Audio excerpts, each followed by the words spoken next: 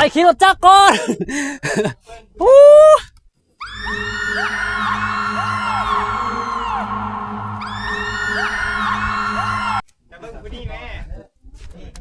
อันนี้คือบรรยากาศอยู่เทิงแล้วพี่น้องโอ้โคตรสวยเลยวิวโอ้บรรยากาศฟื้นดีขนาดทีมงานเขา ฟื้นดี มีแต่ทีมงานเขาเนี่ยว่าฟื้นนี่โอ้สุดยอดเลยอันนี้เดี๋ยวไปที่ไหน มื นี่ อกล่องเขามันฝึก3 เดือนคนนั้น ป้าเถอะ ใครจะมานอนน้ำกับมาได้เด้อจูงแขนผู้สาวได้ไหมก็คือตอนนี้ขึ้นหอดประมาณ3 เมตรนี่สิตายแล้วทุกคนเท่านั้นนี่เป้าหมายของเขาเนี่ยคุณเด้อ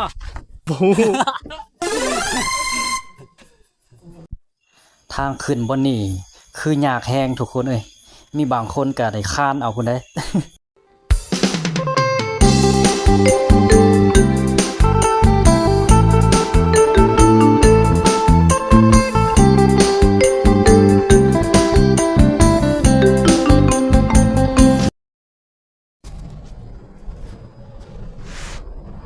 ทักทายสบายดีทุกคนเด้อสำหรับคลิปนี้ก็ไม่มีอะไรพี่น้องมื้อนี้สิไปออกกำลังกายเกี่ยวกับการออกกำลังกายนี่บ่แม่นออกกำลังกายตัวอื่นเลยสิไปขึ้นผาผาตัวนี้มันเป็นเขาอื่นซื้อผาน้ำไส้เนาะแต่เขาก็บ่เคยไปจักเทื่อดอกเขาไปขึ้นหลายคนน่ะเพื่อวิวมันงามเองเนาะเห็นของท้ายนี่ผาตัวนี้คือวิวมันงามเห็นอยู่ถึงมันสิมีรถจักรเด้ครับอยากไปเห็นบรรยากาศสิเป็นอะไรลองไปเบิ่งน้ำกันเลย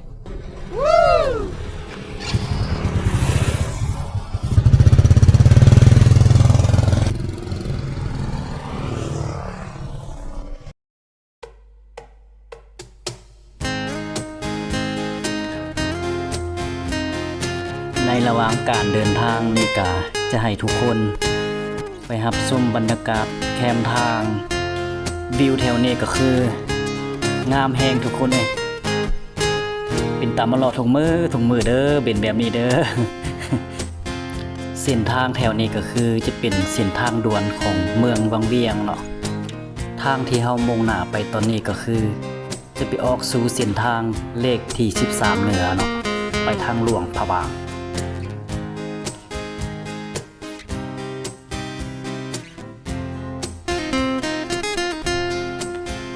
ขับรถสวนเฮาตอนนี้ก็คือหัวหน้าบริษัทสวนมันต้นเด้อ มีรถใหญ่แล้วบ่ยอมขี่มา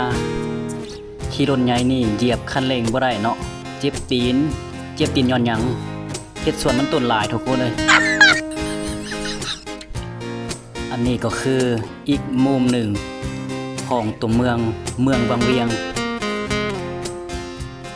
แม่น้ำซองเนาะสีน้ำก็จะเป็นสีขุ่นๆแดงหน่อยหนึ่งเพราะว่ายามนี้ก็จะเป็นยามฝนเนาะ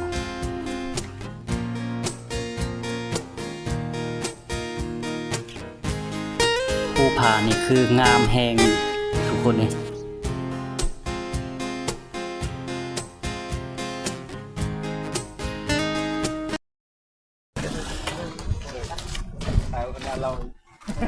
อันนี้คือทีมงานของเฮาเด้อทีมงานกับมิเต้พอห้างหมดอันทีมงานระหว่างการเดินทางก็จะมีหมอผีมานำไว้ใจได้ว่าซะหมอผีเขา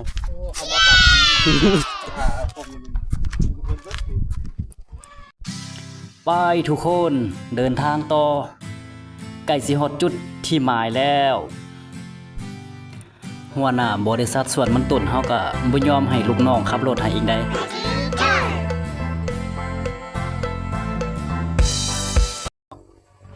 อันนั้นคือเป้าหมายของเขาที่จะขึ้นเมื่อกันนักเติบอยู่เห็นบ่ทุบน้อยๆอยู่เพิ่งโอเค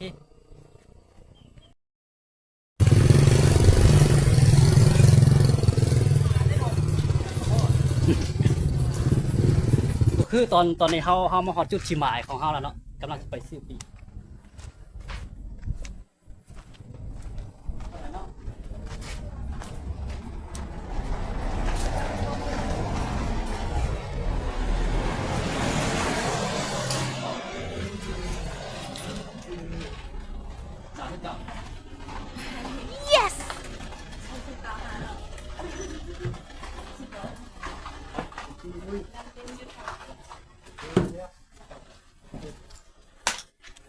าขึ้นนี่คือผู้ละ20,000เนาะ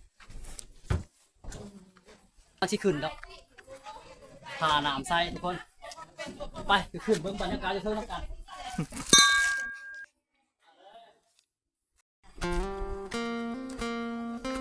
เป็นได้ไรเนาะทีมงานเรา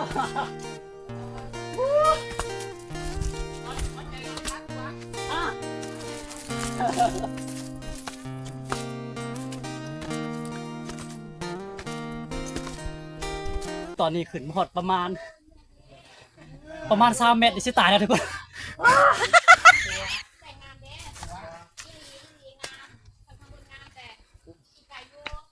อันที่ยุดนี่ก็บ่แม่นหยังเด้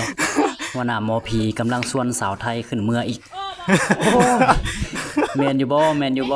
หมอผี แล้วฝนมันตกไงมันอยากเป็นถนนแบบแข็งมันเลยเดินลำบาก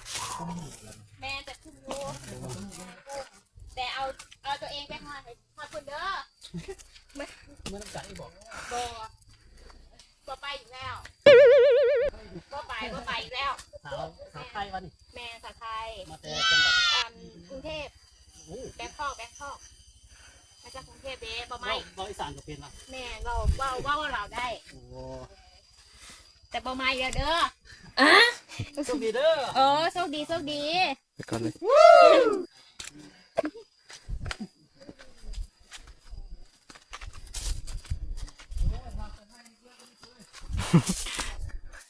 พอได้มือกบจะไปเห็นลมนะลมเครื่องมืดเลย นี่มันคืออะไร ได้แล้วไม่ได้พอเท่าที่ขึ้นถ้าเซิ่งมาขึ้นนี่3 รอบนี่มันขึ้นนี่เอายาเฮง1โอ้ ไก่ทางนะเมื่อเขาเท่านั้นล่ะนี่คือ16เลยเขาจะคอมเมนต์แล้วผม ในระหว่างทางก็คือยุ่งยากพอสมควรหั่นแหละช่วงนี้พัด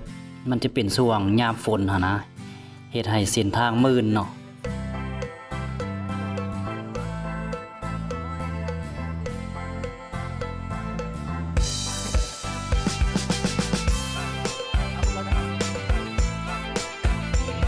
ไปให้อยู่บ้านไปนี่ก็กลางทางไปให้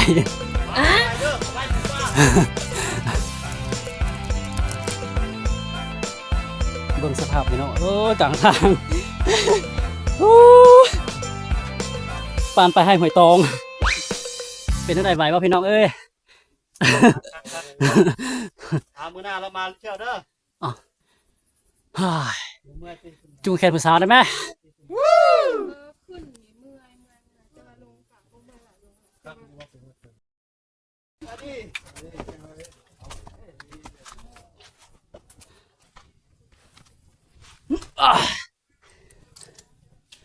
โอ้บรรยากาศ ห้ามขี้ซะทราย ห้ามกินเสียใจ ทุกคนตอนนี้คือมหดเครื่องทางแล้วได้ป่ะเหงื่อไหลปานอาบน้ำทัดตอนนี้โอ้ย บ่ได้เฮ็ดแผลใต้คือฮะบ่ได้เฮ็ดแผลใต้คือไปขี้ว่าแต่ มาหอดเครื่องทางเมียโทรนำครับ โอ้ตา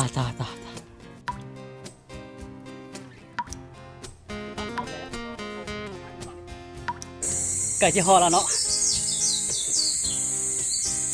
ให้เบิ้งบรรยากาศโอ้มีหอดเถียงไฮเถียงหน้าพร้อม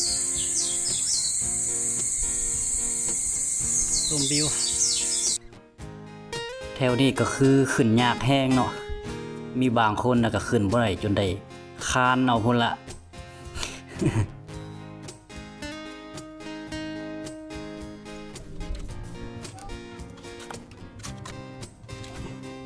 ยากเท่าไหร่ก็ขึ้นโอ้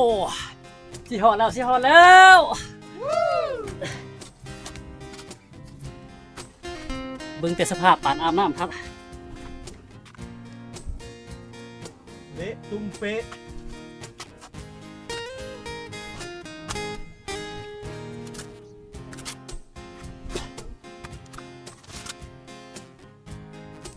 ทุกคนตอนนี้ก็คือ มาฮอดจุดที่หมายของเฮาละเมื่อไหร่ใครย่อยหำเปียกหมดละ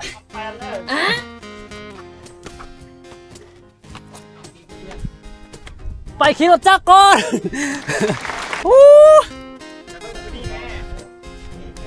อันนี้คือบรรยากาศอยู่เทิงแล้วพี่น้องโอ้โคตรสวยเลยวิว ทางเอากระดานมามันตีเป็นพวกตีเพื่อนหน่อยมาลุงก็ไปหรอก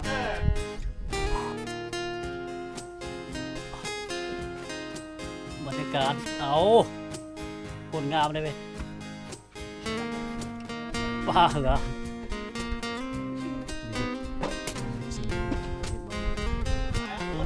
ฮะ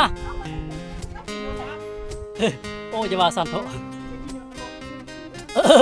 มันนี่นะเครื่องนึงระบบโฟกัสกล้องเจ้ากัน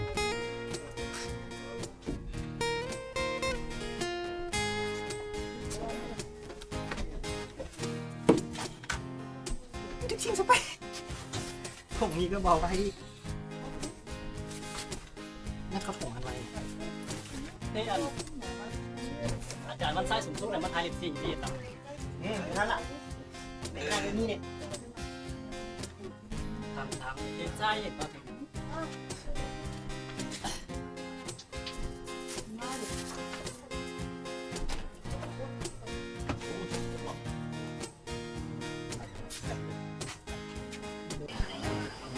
ถึงจะขึ้นมาเมื่อยแต่กะกลุ่มค่าได้ทุกคนเลยเบิ่งวิวคืองามแหงสวยงามมาก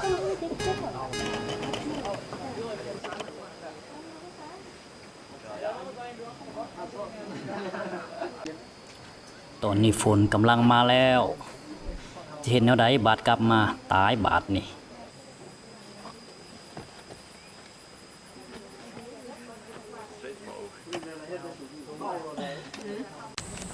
ไปลองเพื่อเติมสิ ป้อถูกขึ้นมาชมวิวมื้อนี้ก็ส่วนหลายก็คือจิแม่นแต่คนต่างประเทศทุกคนมาหลายแฮง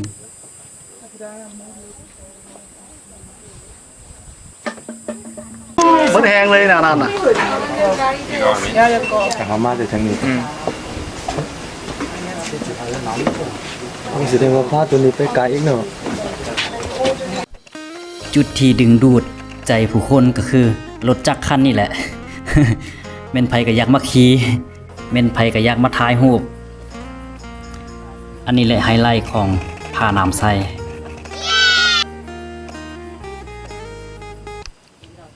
ผู้ใดหากขึ้นมาถ้าบ่ได้เป็นนั่งรถจักรคันนี้ก็คือว่าบ่มีความหมายเลยแหละ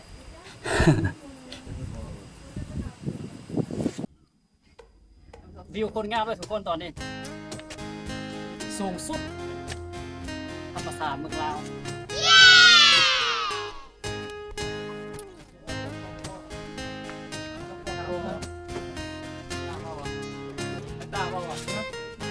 ไปใส่วะ โอ้โหคิดว่ากดจริงๆนะ มานี่นะ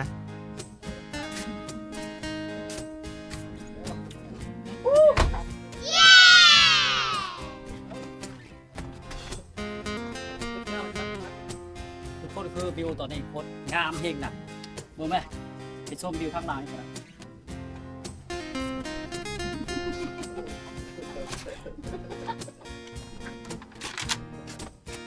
โคตรงามเลยวิวมีรถจักรได้ทางนั้นกันละมีรถจักรคันหนึงเด้อไปจะมานอนน้ำกับมาได้เด้อ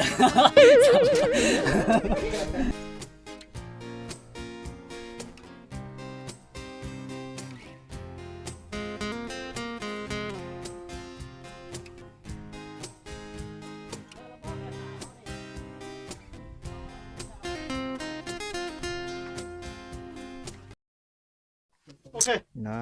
สภาพแต่ละคนว้า นี่คือทีมงานเขาเด้อทีมงานสายปาร์ตี้ก่อนละ ชื่ออย่างก่อนนี่ สิจัน สุจันทร์บ่โอ้เป็นยังไงอาการขึ้นมาฮอดถึงนี่ เนื้อหามย่อย งามอันนี้เดี๋ยวชื่ออย่างกันนี่ สุบุญ บุญบ่เป็นยังไงอาการขึ้นมาฮอดถึงนี่ โอ้คักเด้อพี่น้องเด้อผู้เด้อได้มาเที่ยวมาชมเชิญมาทางนี้เด้อตาน้ำใสสุดยอดวิว ความงาม ความเมื่อยเด้ ความเมื่อยนี่บ่ให้เว้า มาสัมผัส วันนี้เด้เป็นยังไงนี่ โอ้คัก คักบ่ คุ้มค่า คุ้มค่าความเมื่อยติ ว่าเมื่อยอยู่แต่สู้ สู้มันบ่โอ้อันนี้เด้เป็นยังไง หมอผี คือว่ามาครั้งนี้เนี่ยเมื่อยอยู่แต่ว่าสุดยอดบอกได้เลยคำเดียว ก็ถือว่าสุดยอดอยู่แน่นอนมันบ่มีบทไปต่อแล้วแม่นบ่ เพื่อไรใครย่อย โอ้ผู้สุดท้าย เป็นจังได งามหลายบรรยากาศ งามหลายบ่ มือโกงเขาได้อนี่ โอ้ บรรยากาศฟื้นๆดีขนาดทีมงานเฮา ฟุดฟื้นดี มีแต่ทีมงานเท่านี้ว่าฟุดฟื้นนี่โอ้สุดยอดเลย อันนี้เด้เป็นจังได มื นี่ อกล่องเขาเลยฝึก3 เดือนคนนั้น ป้าเถอะ มื้อนี้ก็คือว่ามาฮอดผ่าน้ำไส้เนาะก็ก่อนสิมาฮอดก็ใช้เวลาประมาณเท่าไหร่วะบ่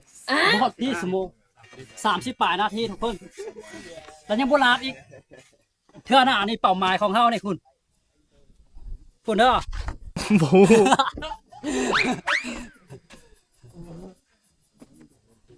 ผามิยนต์เนาะ ลมโทรศัพท์นี่บ่แม่นลมเรื่องหยังได้หั่นลมเรื่องจะขายมันตุ่นไปเต็งเมียน้อยได้หั่น บรรยากาศ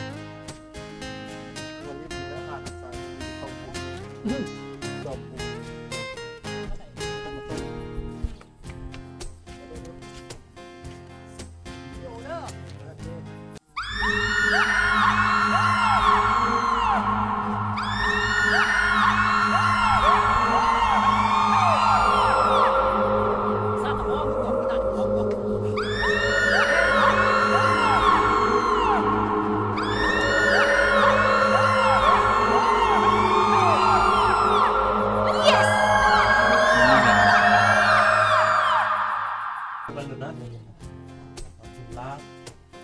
ป้อมจะเอามัดอันแฟมพอดี คิวเขาให้ได้ พระเอก MV คนต่อไป แป๊บมันง่าย ไปจักเปอร์เซ็นต์แล้วตอนนี้ ได้อยู่อีกประมาณชั่วโมงหนึง มีความใจใช่ค่ะ ยังบ่ทันได้บรรยากาศทั้งหมดนะเต้มุมเดียว บ่ได้ลิปซิงค์ซ้ำ ยังมีไทย FD อีก ว้าว้าสภาพนี้เปลี่ยนใจแล้วมาถ่ายแล้วเนาะเมื่อยอ้อนเป็นจังได บนนี่หักหนาไว้น้ำไปพักมาที่เดียวไป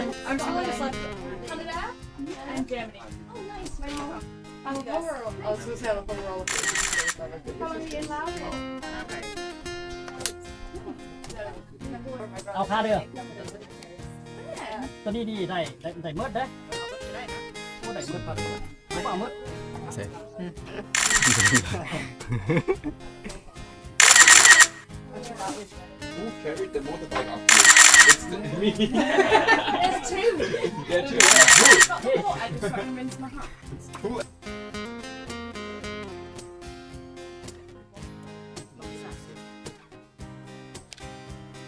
คือตัวนี้หิวเข่าแห้งเบิดมาอยากบินลมเด้ ลดลงเลย โอ้ท้ายมัน ลดลงเลยโตลงเลย บรรยากาศทางหลักเป็นงานเลย สัตว์บันได ไปปิดก่อนคุณตอนนี้กำลังสิลงเด้อหิวเข่าวแห้งละจะโมงแล้ววะ2 โมงอ๋อถูก2 โมงยังไม่ทันได้กินข้าว ครับ เด้เมื่อย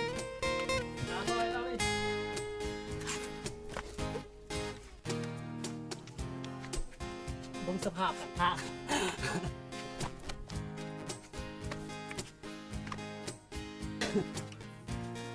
นี่ไม่นับที่หนึ่งกันนะ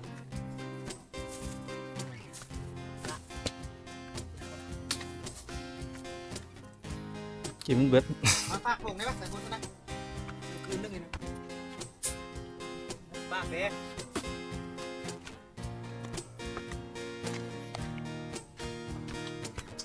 ไหนนะเป็นอาหารตาย20 โล30 โลก็ยังเป้มา อีฟ้าอันนี้ ว่าหาแดก ตอนนี้ก็คือลงมาฮอดจุดนัดพบกันแล้วเนาะบรรยากาศตอนนี้ก็คือเงียบเหงาแห้งผู้ใดก็หิวข้าวชิตาย 3 โมงแล้วยังบ่ทันได้กินข้าวสวย โดยเฉพาะแม่นหมอผีผู้เอาสายฟังใส่หูหั่นแหละ อันนั้นหิวข้าวตั้งแต่ตอน 12 โมงเนาะทุกคนตอนนี้ก็คือนั่งรอท่าอาหารเที่ยงว่าซั่นซะ อาหารเที่ยงแต่ 3-4 โมงแล้วสำหรับข้อยก็คือจิแม่นอาหารแรงนั่นแหละ อันนี้คือบรรยากาศแคมป์แม่น้ำซองเนาะก็คือทุกคนบรรยากาศโคตรดีเลยค่อยคำยามแรงแบบนี้คักแห้งถ้าผู้ใดหากอยากมานั่งกินซิวๆแคมป์แม่น้ำซองก็มาได้เด้อบรรยากาศโคตรคักขนาด ทุกคนตอนนี้ก็คืออาหารของเฮาก็มาเป็นที่เรียบร้อยแล้วเนาะผู้ใดอยากกินหยังก็สั่งเอาโลดเด้อหัวหน้าบริษัทส่วนมันต้นเฮานี่จ่ายเองว่าซั่นซะ บ่ญาติเด้อมานำหัวหน้าบริษัทเด้อเบิ่งสภาพแต่ละคน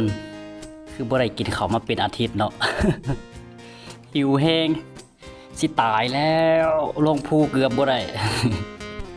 กินโลดเด้อทีมงานเฮาบ่ต้องเกรงใจไผเด้อหัวหน้าบริษัทส่วนมันต้นเฮาจ่ายเองเด้องานนี้ สั่งมาเฮ็ดกันได้แทนน้องบ่รอแห้งตัวแห้งซ้ำมาเหยียบมายำดนตรีโอ้ยมนต์อุ้ยคุยหัวใจอายฮักเจ้าหลายแพงเจ้าหลายมากับอายไปกับเขาจะเอาอหยังน้อเฮ็ดหัวใจโอ้ยกะจัง สำหรับคลิปนี้ก็ขอจบไว้สำนี้ก่อนเนาะพบกันในคลิปต่อไปเด้ออย่าลืมฝากกดติดตามทางช่อง YouTube บ่าวแต่ดำให้ได้เด้อขอบใจหลายๆ